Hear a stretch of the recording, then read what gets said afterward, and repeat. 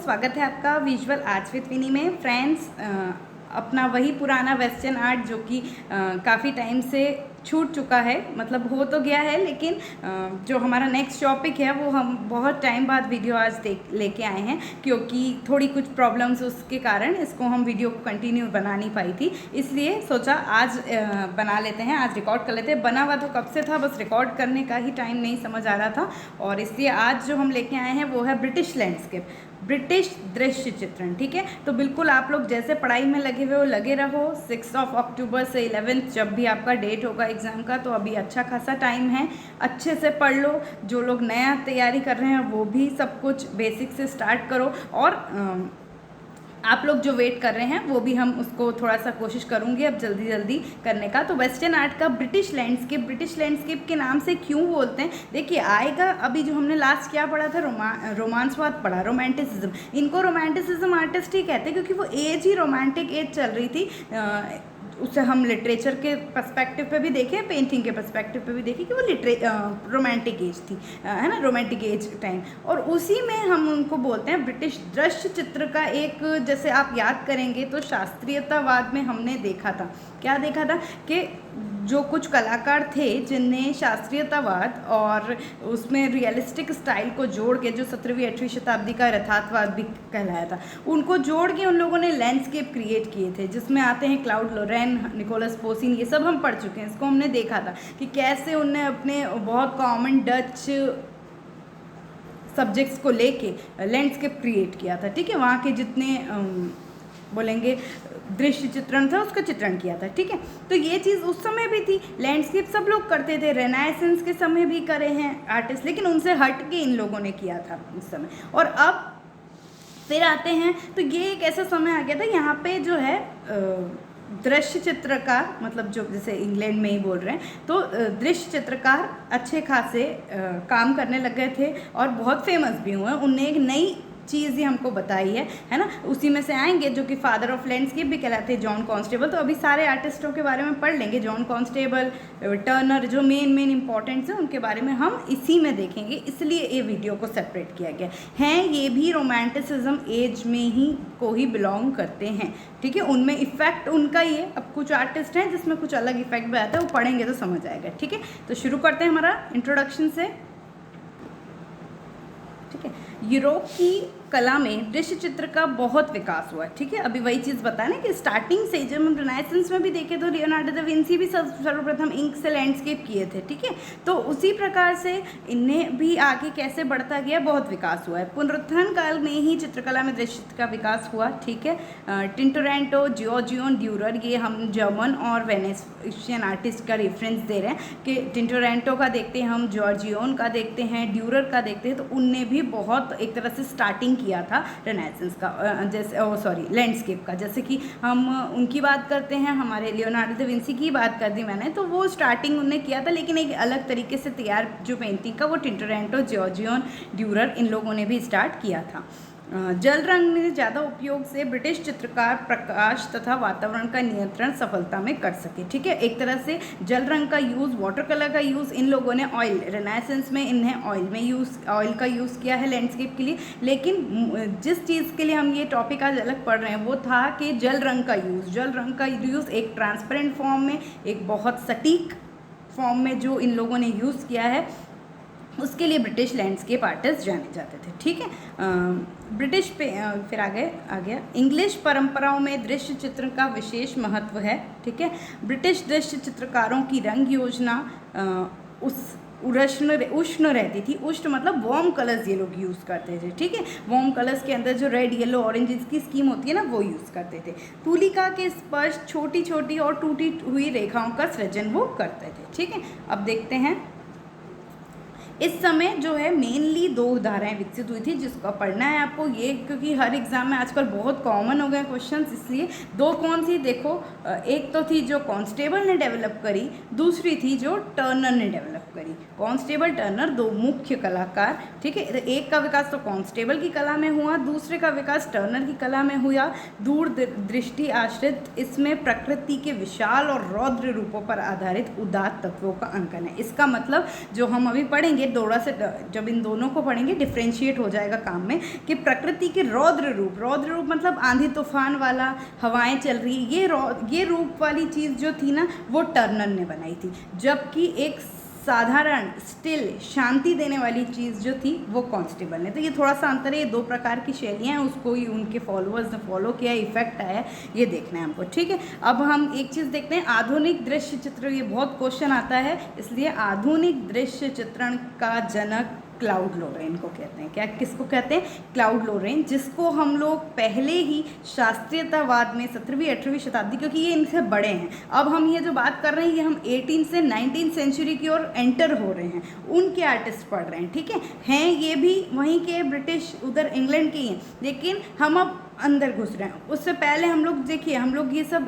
शास्त्रीयतावाद में 17वीं 18वीं में ये भी पढ़ चुके हैं, नहीं पढ़े हो तो लिंक मिल जाएगी डिस्क्रिप्शन बॉक्स में। पोसीन देख लिए हम लोग क्लाउड लोरेन ये सब पढ़ चुके हैं।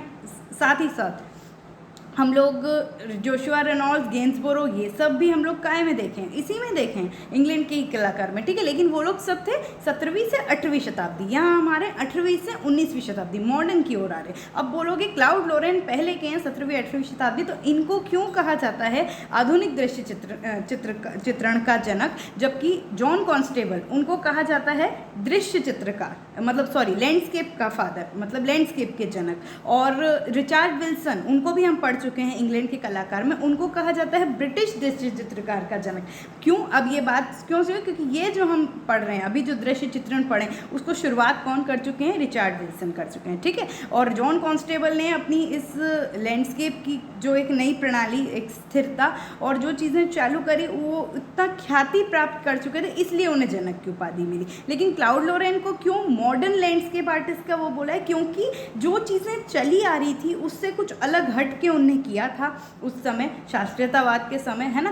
क्लाउड लोरेन लीजिए, तो इसलिए उनको क्या बोला गया था? आधुनिक दृश्य चित्रण का जनक कहा जाए। इतना डीप में जाने की जरूरत नहीं है, लेकिन आप अगर ऐसा थोड़ा सा याद रखेंगे तो आपको लर्न करने में आसान रहेगा कि कौन आधुनिक है दृश्य चित्रकार है का जनक है, कौन दृश्य चित्रकार का जनक कहा जाता है, और कौन ब्रिटिश लैंडस्केप का जनक। ये बहुत कॉमन है क्वेश्चन, लेकिन आप उसको याद जरूर रखें, ठीक है। तो इस तरह उस समय ये एक दृश्य चित्रकार थे, निकोलस पोसीन भी दृश्य चित्रकार थे, जॉर्ज मुरल ये भी थे, ठीक है। और उसके बाद जो हमारे आते हैं, तो ये अब बात देखो कहाँ आ रहे हैं हम लोग and of the 18th century पे आ रहे हैं। 19th सेंचुरी में मेन इनका कार्यकाल रहा है, मिड 19th सेंचुरी तक, ठीक है। तो कौन है ये? जोसेफ मैलरेड विलियम टर्नर, इनका फुल नेम, जिसको हम विलियम टर्नर भी बोल देते हैं, जोसेफ टर्नर भी बोलते हैं, इनका पूरा नाम है जोसेफ मैलरेड विलियम टर्नर। टाइमिंग का याद रखो, टाइमिंग का कैसे याद रखते हैं? तो end of the 18th century से मिड 19th सेंचुरी तक का टाइम है उनका, ठीक है।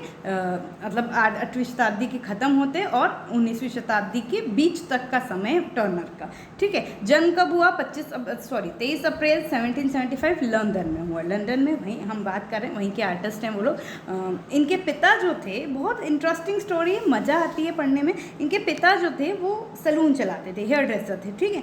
तो उनकी शिक्षा पहले देख लेते हैं। सोहो अकेडमी में हुई इनकी शिक्षा, और फ्रॉम किससे ली? टॉमस मार्टन और एडवर्ड डेविस, इनसे इन्हें परिप्रेक्ष्य का शिक्षण लिया। अब अच्छा नहीं लिखा है मैंने तो बताती हूँ। देखो हेयर ड्रेसर थे वो, उनके पापा, तो अब वहाँ पे उनके साथ ऑब्वियसली बच्चा था, कार्य करता था, साथ में काम करते थे वो।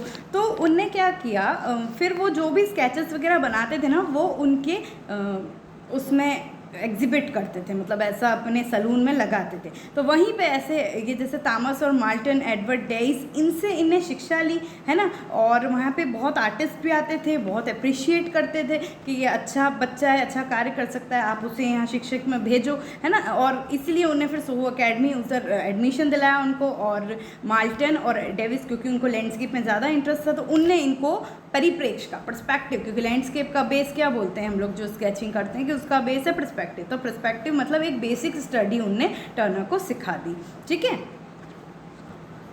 अब 1789 में इनने क्या किया, रॉयल एकेडमी जो लंदन की वहाँ थी, जो जिसको रेनॉल्ड्स ने खोला था, अपन पहले उसकी कहानी पढ़ चुके हैं। अब जो सारे इंग्लैंड के पढ़ेंगे वो सब की कहीं ना कहीं कनेक्शन रॉयल एकेडमी में क्या, कब, कहाँ जाए, वो सब हमको समझना पड़ेगा, ठीक है। तो वहाँ पे प्रवेश लिया उन्हें 1789 में। साथ ही साथ जैसे कुछ काम चला लिखा ही हुआ है अकेडमी में उस समय, साथ ही साथ जैसे अब कार्य कर रहे हैं तो अपना जीविका चलाने के लिए छोटे छोटे काम भी करते थे, जैसे कि जो स्केचेस वो बनाए उसको कैसे भी सेल हो जाए, ऐसे करके वो अपनी जीविका चला लेते थे, ठीक है।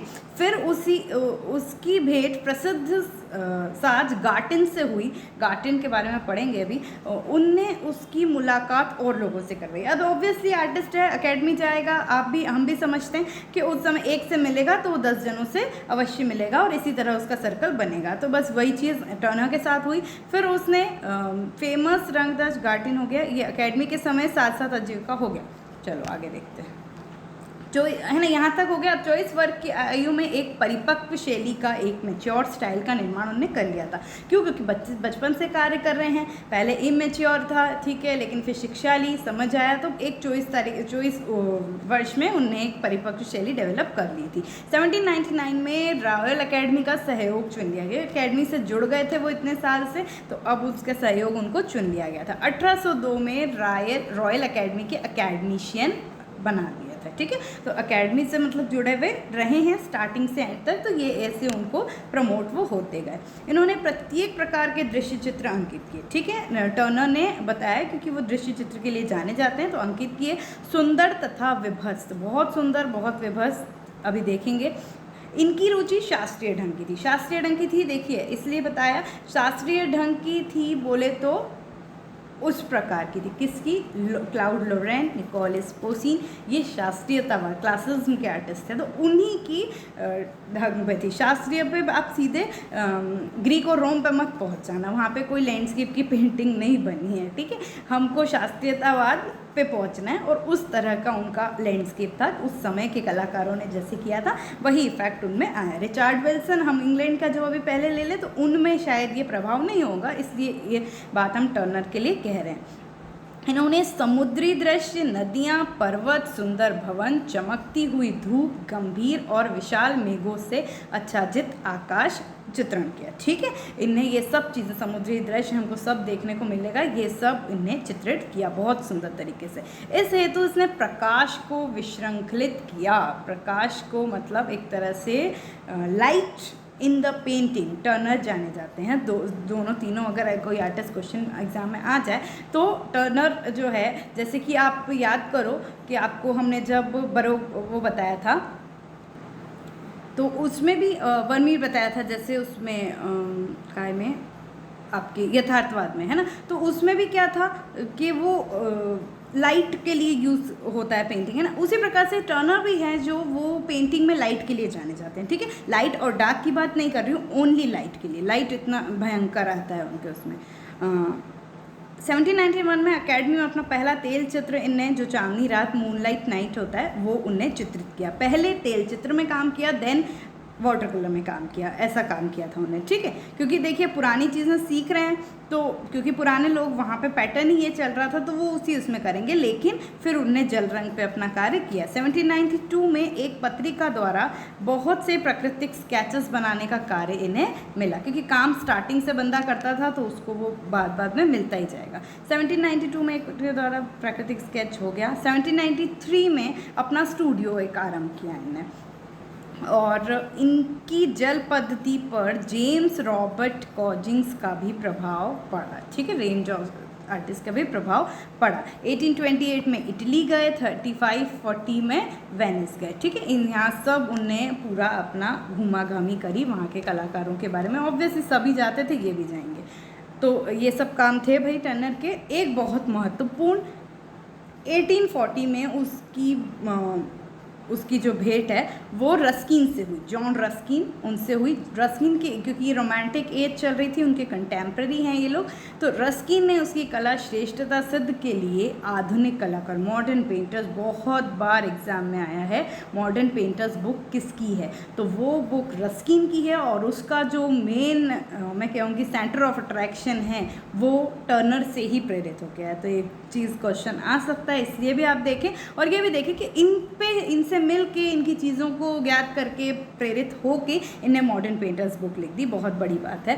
1843 में प्रकाशित हुई थी ये मॉडर्न पेंटर बुक, ठीक है, और जिसमें सत्यम शिवम सुंदरम के कारण उनके चित्र प्राचीन आचार्यों से भी श्रेष्ठ सिद्ध किए गए हैं। मॉडर्न पेंटर्स पे बुक लिखी है और इसलिए उनको जो हम प्राचीन आचार्य, जिसको आप समझ सकते हैं, उनके प्राचीन आचार्य from Giotto, from Leonardo da Vinci, Nicolas Poussin, इन सब चीज़ जो पहले के इनके हैं, है ना, हम चाहे बरोक के ले लो, रोकोको के ले लो, कोई भी आर्टिस्ट हैं, उनसे बेस्ट, उनसे अच्छा इनको सिद्ध किया गया है मॉडर्न पेंटर्स में रस्किन द्वारा।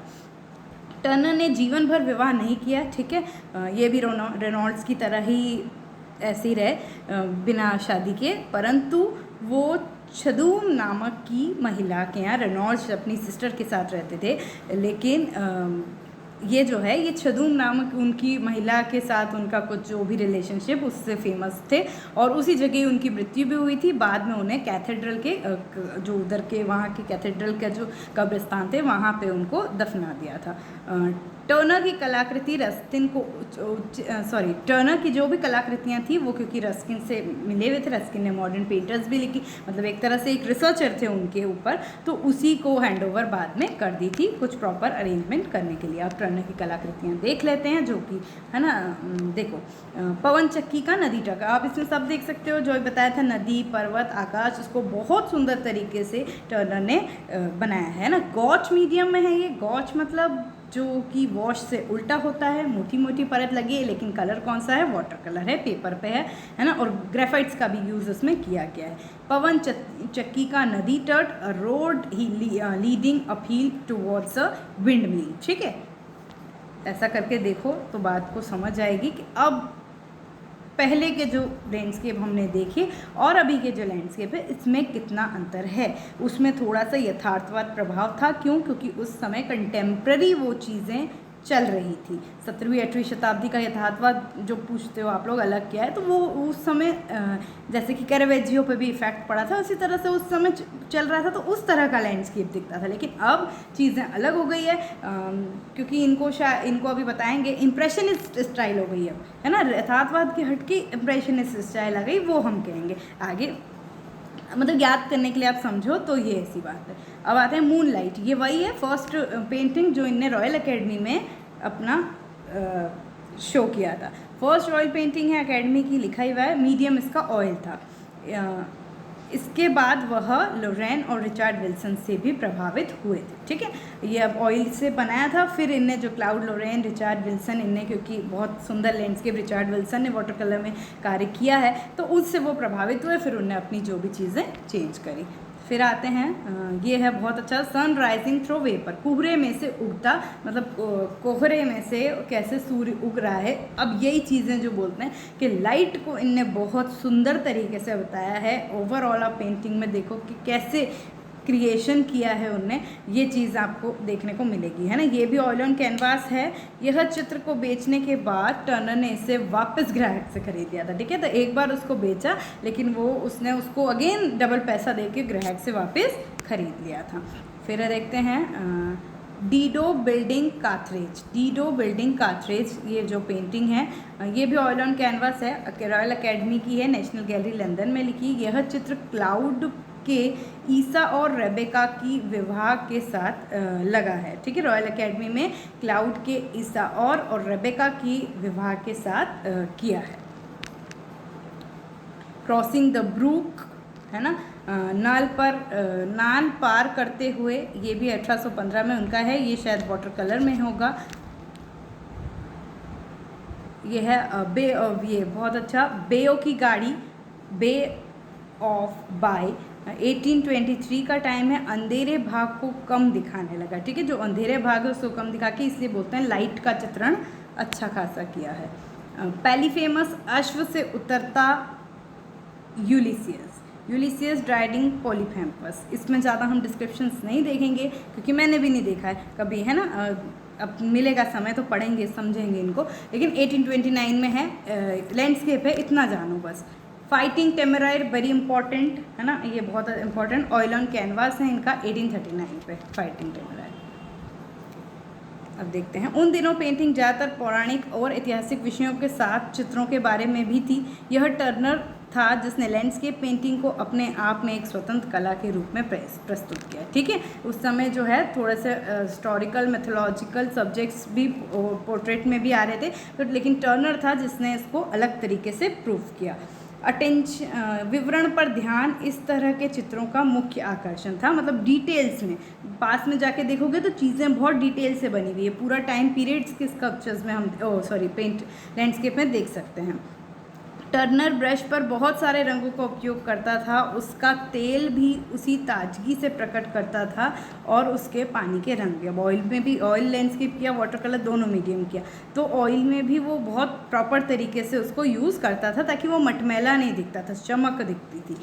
उसमें बहुत सारे रेखा चित्र बनाए, मतलब स्केचेस बनाए, वह यथार्थवादी थे, लेकिन पेंटिंग करते समय वह कल्पना का प्रयोग करता। यही बात करी, जब तक वो स्केचेस थी वो यथार्थवादी थी, ऑब्वियसली कुछ चीज़ को कॉपी किया होगा तो वो यथार्थवाद दिखेगा, लेकिन फिर वो कल्पना का यूज़ करते थे और इसलिए हम इसे यथार्थवाद और कल्पना का मिश्रण कहते थे। इसलिए मैंने बोला था कि ये रियलिस्टिक में नहीं है, सॉरी एक सेकेंड, नहीं है, और ये एक तरह से बोलेंगे कि इम्प्रेशनिज्म क्यों है, क्योंकि कल्पना जुड़ गई तो वो इम्प्रेशनिज्म। टर्नर ने total 365 oil, 135 water colour, sorry I was wrong, क्योंकि इनके ऑयल ज़्यादा है। ठीक है, ऑयल इनने ज़्यादा किया है, लेकिन वाटर कलर में भी अपना कार्य किया है, वो बहुत सुंदर कुछ कुछ कार्य किए हैं। 1757 कलर स्केचेस और 1000 स्केचेस, इतना उन्हें कार्य किया है। टर्नर ने प्रकाश का प्रयोग को विकसित किया है। यह विलियम वर्ड्सवर्थ के कंटेम्प्रेरी थे, अभी बताया ना, रस्किन, विलियम वर्ड्सवर्थ इनके कंटेम्प्रेरी ये थे। अकॉर्डिंग टू रस्किन हम इन्हें प्रभाववाद और अभिव्यंजनावाद इनका जनक कह सकते हैं, क्योंकि शुरुआत कर दी है। ठीक है, ये बात क्लियर हो गई है, इसमें अब और डिस्कशन नहीं करेंगे। देख लेते हैं और कुछ छोटे से आर्टिस्ट। थॉमस गार्टन, जल्दी करेंगे, अभी ये वही थे जिनसे हम भी जिनकी बात कर चुके हैं। विलियम टर्नर भी मिले हैं। गर्टिन का जन्म रस्सी बनाने वाले फैक्ट्री के मालिक में हुआ, मतलब उसके जो पिताजी थे वो रस्सी बनाने वाले वो थे, मालिक थे। यह डेविस का शिष्य थे, डेविस के शिष्य थे, टर्नर के कंटेम्प्रेरी थे और उच्च जल रंग के कलाकार थे। इटालियन चित्रकार केनाटेलो के रेखांकन की अनुकृति से बहुत सी बातें इन्हें सीखी थी। गार्टिन की कला 18वीं सेंचुरी की रंगीन ड्राइंग और 19वीं सेंचुरी के जल रंग की विधि के मध्य की है। इन्होंने ऑफ वाइट पेपर का उपयोग किया, चौड़ी तूलिका द्वारा तेज रंग के धब्बे से चित्र किया। Colour of white papers use किए और चौड़ी तूलिका से उसको अच्छे से पैचेस बना के उसको चमकदार बनाने की कोशिश करी। इनके विषय क्या थे? उत्तरी बस्तियाँ, कैथेड्रल, पुराने महल, खंडहर, पर्वतीय क्षेत्र, ये थे। अब इनका काम देख लेते हैं एक दो। तो ये देखो कितना सुंदर, व्हाइट हाउस एट चेसेला, चेल्सी का श्वेत भवन, वाटर कलर पे पेपर पे बनाया है उन्होंने। किर्कस्टाल अबेट क्या है? ये भी ग्रेफाइट वाटर कलर, मोस्टली क्योंकि वाटर कलर के लिए जाने जाते हैं, वो उन्होंने बनाया है पेपर पे। अब आते हैं पीटर डेविड, बहुत इंपॉर्टेंट है ये भी, छोटे से ही है, ज़्यादा कुछ नाम जरूर याद रखना कि ये इंग्लैंड के प्रसिद्ध वो अपने बोलेंगे कलाकार थे, लैंडस्केप आर्टिस्ट थे पीटर डेविड, इतना याद ज़रूर रखना। स्टोन स्ट्रैटफोर्ड में इनका जन्म हुआ। डच चिकित्सक थे, या अमेरिकन थी माता। कला शिक्षा इनकी लंदन में हुई है 1802 में। एनग्रेवर जॉन रेफेल स्मिथ के यहाँ इनके पिताजी ने इनको शिक्षा के लिए भेज दिया था। 1807 में रॉयल एकेडमी में भर्ती हुए, प्रथम प्रदर्शनी लगाई।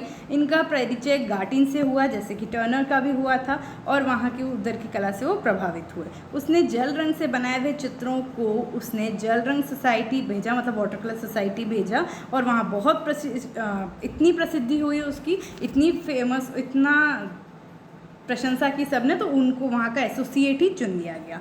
1828-29 में फ्रांस तथा नॉर्थ वेल्स की यात्रा की। पीटर डे विंट ने।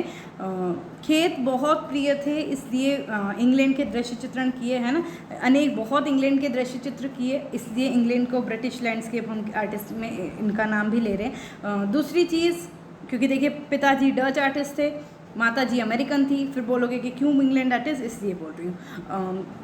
याद रखना खेत के चित्रण किए तो खेत आपको कांस्टेबल का कॉर्नफील्ड याद होगा, है ना, मक्के के खेत जो होते हैं, वैसा ही उनने भी बनाया, सेम उसी नाम का। फेमस कांस्टेबल का ज़्यादा हुआ, लेकिन इनने भी बनाया, तो इससे मैं उनको याद रहना चाहिए कि इनने खेत बनाए। खेत बहुत फेमस थे इनके, मतलब बहुत पसंद थे। पतले रंगों के वॉश जैसे स्पर्श के चित्रों में ताजगी ले आते थे। टर्नर ने मोस्टली जैसे कि गॉच में काम किया, ऑयल भी यूज़ किया, तो वैसे ये ट्रांसपेरेंसी में इनने कार्य किया है।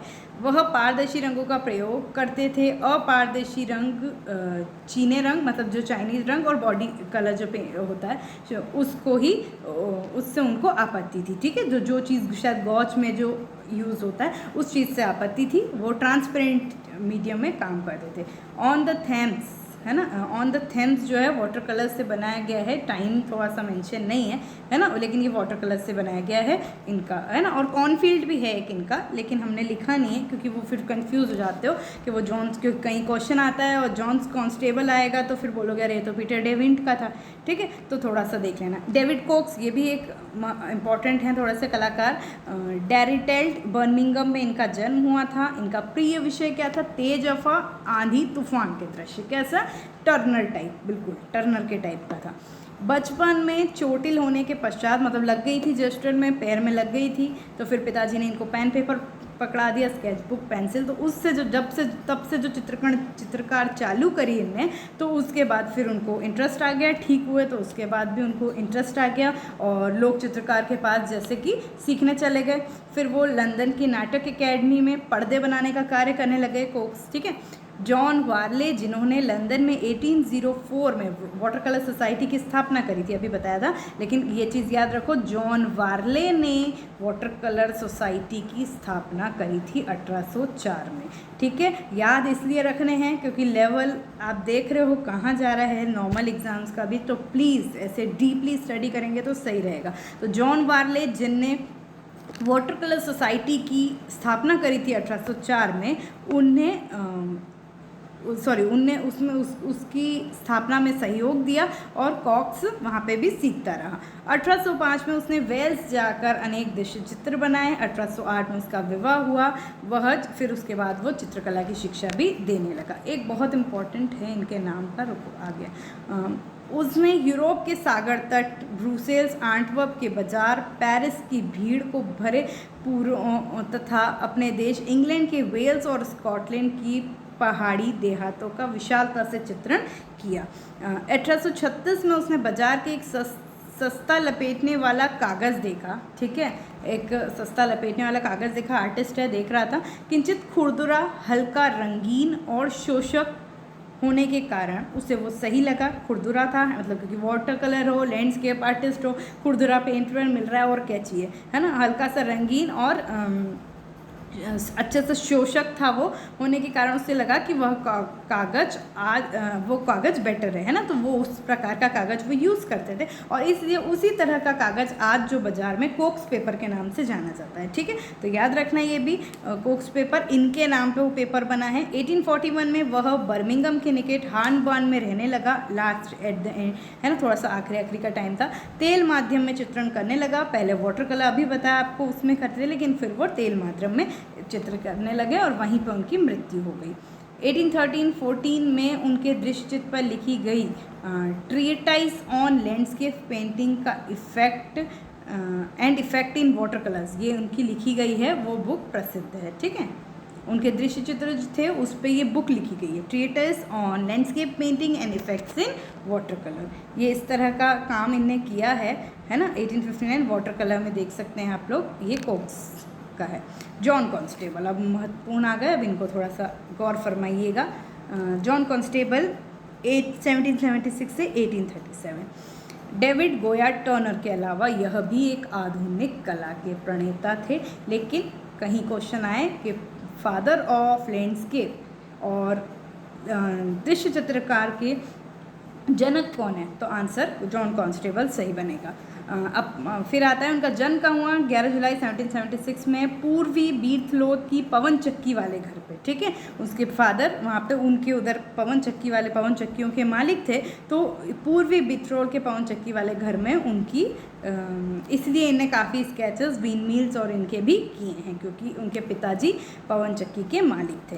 जहाँ वो रहते थे थोड़े दूर एक कला संरक्षक है ना, वो भी रहते थे, उन्होंने इनको कला से प्रेरित किया था।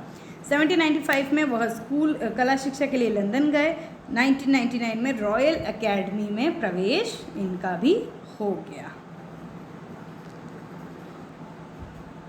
चलिए अब आगे देखते हैं। उसने ओस से भीगी घास के विशाल चारगांव, पवन चक्की और पवन चक्कियों एवं शीतल समीर से पूरित आकाश से प्रेरित होकर चित्रण किया है। विंड मिल्स हैं, कूल अच्छे ब्रीजेस हैं, और हम बोलेंगे जो ओस है, ओस से भीगी घास, इनका चित्रण बहुत सुंदर तरीके से किया है। 1804 से 1809 तक उसने व्यक्ति चित्रण भी किया, फिर दृश्य चित्रण की ओर मुड़ा, ठीक है। तो आप जॉन्स के भले फादर ऑफ लैंडस्केप हैं, आर्टिस्ट हैं, लेकिन इन्हें पोर्ट्रेट भी बनाए हैं। उसके बाद फिर वो जो है मुड़ गए तो मुड़ गए, वो वाली बात है। कांस्टेबल की कला फ्रांस की तत्कालिक स्वच्छंदतावाद, क्योंकि उस समय स्वच्छंदतावाद रोमांटिसिज्म चल रहा था, आपको यही बताया गया है, और बार्बिजोन स्कूल के चित्रकार से प्रभावित थी। 1828 में अकेडमी के वो सदस्य बने, है ना, अकेडमी के सदस्य बने, और इनकी शादी का भी अच्छा बताया नहीं ऊपर, ठीक है कोई बात नहीं। उनके ससुर की मृत्यु हो चुकी थी, तो उसके बाद उनकी शादी तो पहले हो गई थी, लेकिन उसके ये लिखा है ना, देखो, पिता के विरुद्ध जाके, वही मैंने कहा क्यों नहीं बताया। 1816 में उन्हें अपने पिता के फादर के विरुद्ध जाके एक महिला से शादी कर ली थी, और फिर जब है उसके बाद में जब उनके ससुर, उनके पिताजी की, उनकी वाइफ के पिताजी की मृत्यु हो गई थी, तो कांस्टेबल ने तो फिर क्या हो गया, एक तरह से ऐसा हो गया था कि मृत्यु हो गई थी तो सारी उसकी संपत्ति भी कांस्टेबल की आ गई थी, तो और बड़े आराम से बेचिंत हो के जीवन जीने लगा। बेचिंत हो के मतलब अपने काम पे ध्यान देने लगा, क्योंकि उसे खाने पीने का ऐसा तो कुछ वो था नहीं, जीविका चलाने का बहुत पैसा हो गया था, तो वो फिर और काम पे अपना ध्यान ज़्यादा देने लगे। 1829 में उनकी वो पत्नी की भी मृत्यु हो गई। 1831 में डेविड ल्यूकस नामक एक उत्कीर्णक, थोड़ा सा ये फ़ॉन्ट्स के लिए माफ़ी चाहूँगी, है ना, आपको भी प्रॉब्लम आएगी, बट कंसिडर करना। 1831 में डेविड ल्यूकस नामक एक उत्कीर्णक एनग्रेवर, है ना, ये देखना, जैसे कांस्टेबल जो है पेंटिंग बनाते थे, लैंडस्केप बनाते थे, लेकिन फिर उसको छापने की अनुमति, उसको प्रिंट्स निकालने की अनुमति ल्यूकस, इनके फ्रेंड जैसे ही मान लो उत्कीर्णक थे, उनने अनुमति मांगी, और फिर उनने क्या किया, जैसे कि हम बोलते हैं कि राजा रवि वर्मा, उनका क्या है, उन्हें पेंटिंग बनाई, लेकिन उनकी पेंटिंग छप के फिर जगह जगह बिकने लगी थी उस समय, तो वैसे ही इनने भी अनुमति दे दी, और उस समय फिर क्योंकि प्रिंटिंग आ गई थी ना यार, तो फिर उनने उसकी अनुमति मांगी, और फिर ठीक है भाई, चित्र छप के उनके बिकने भी लगे कांस्टेबल के। टर्नर ने आंधी, एक डिफ्रेंशिएट देखिए, टर्नर ने आंधी, वायु और जल के प्रमुख चित्र बनाए। कांस्टेबल ने लहलाते खेत, झुके हुए बादल और फटाफटा आकाश चित्रित किया। अब क्वेश्चन बनता है कि, है ना, बहुत लोग पूछ रहे हैं किसने आकाश का चित्रण सुंदर किया है। अब यार सुंदर तो आप जानो कि सुंदर आपको कौन सा लगेगा, लेकिन मेरे हिसाब से टर्नर होना चाहिए उसका आंसर, क्योंकि उनने जो मतलब आंधी, तूफान, वायु उस तरह का दिया है, तो उनके एक स्टिल, उनके बादल बहुत सुंदर तरीके से उन्हें चित्रित किए, जबकि कांस्टेबल जो है उनका आकाश फटाफटा ज़्यादा दिखता है, ठीक है। तो देखिए आगे देखते हैं, उसने अपने चित्रों में बारीकी से कार्य नहीं किया है, उसके चित्रों में प्रकाश कुछ निश्चित स्रोत से आता है, बंधा हुआ रहता है। ये बहुत इंपॉर्टेंट एक और एग्जांपल, कि जैसे टर्नर को हमने देखा कि लाइट के लिए जाने जाते हैं, हर तरफ से लाइट है, काफ़ी सुंदर लाइट, लेकिन कांस्टेबल के उसमें हम देखेंगे कि प्रकाश कहीं से आ रहा है, एक बंधा हुआ प्रकाश दिखता है कि एक पर्टिकुलर जगह से आ रहा है, ठीक है। तो ये इनका थोड़ा सा काम देखें। स्तूर नदी किनारे का एक दृश्य, views on the river Sontu, 1819 में बनाया था। 1855 में इनका प्रिंट हुआ था, है ना, प्रिंट्स, जो कि हम बताएं ल्यूकस ने लिया था परमिशन, तो ल्यूकस ने फिर ये जो है अभी प्रिंट शेयर किया है, पेंटिंग देख लेना, सेम ऐसा ही है कलर में, तो मीज़ो टिंट में प्रिंट हुआ था ये, है ना, ऑयल ऑन कैनवास इनने बनाया था, और मीज़ो टिंट में प्रिंट था।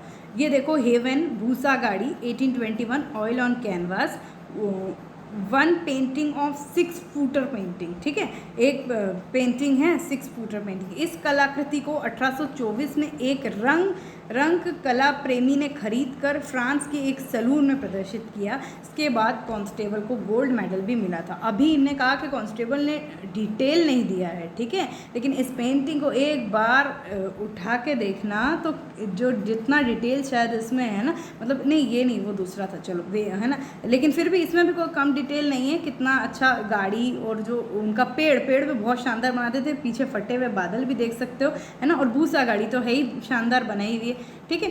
चलो आगे देखें। ये एक इम्पॉर्टेंट उनका पेंटिंग कॉर्नफील्ड, जिसको आप पहले बात करते हैं, अनाज का खेत, मक्के का खेत बोलोगे, ऑयल ऑन कैनवास, ये इन्हें बनाया। पीटर डे विंट ने भी कॉर्नफील्ड बनाया, लेकिन फेमस इनका है, ठीक है। विलियम ब्लेक को भी हम मैं इनको स्वतंत्रतावाद से बांध नहीं रही हूँ, लेकिन ये एक बहुत कलाकार, इनको किसी उससे नहीं बांध सकते हैं आर्ट मूवमेंट से, लेकिन एक आप तो बोलोगे कि पोएट है, इनकी पोएट्री सुनिए रोमांटिसिज्म के टाइम के, लेकिन हम इनने और भी क्या क्या कार्य किया है वो आज देखते हैं। तो लंदन में के एक धार्मिक माहौल में वो पले बड़े हैं, है ना। उनका पिता ने कार्य सीखने के लिए एक उत्कीर्णन एनग्रेवर के पास, ये पेंटर बनना चाहते थे, लेकिन इनने किसके पास भेज दिया था, एनग्रेवर के पास।